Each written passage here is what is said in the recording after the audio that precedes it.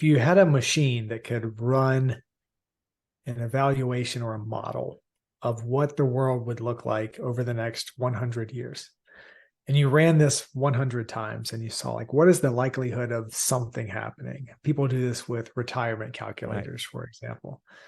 If you were to do that through the lens of distributed work, how much of it do you think would say, or how many of those cycles do you think would say, we're going to be in a less distributed working world versus a more? Right. The truth is, this movement was already happening before COVID. COVID massively accelerated it. But we're not going to see this turn back and go the other way. Mankind invented the internet. We have figured out a way to achieve knowledge work in a distributed fashion. And broadly speaking, if given the choice, people will always choose the path of most agency, most freedom. And at its core, distributed work enables a level of agency, autonomy, and freedom that is not possible in the old way of working. And even on the employer side, it enables a level of durability and resilience that was not possible before.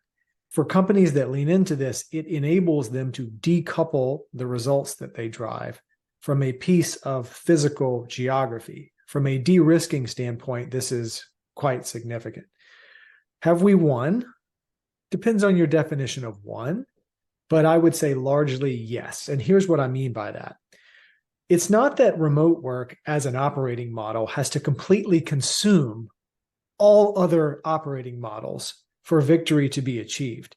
If you dial back the hands of time just a few years ago, there were really only two paths for people to work. You had to be fully in the office, so at the behest of the employer. You have to deal with a daily commute. You may have to uproot your family, move to a place that you did not even choose in order to be a part of the workforce.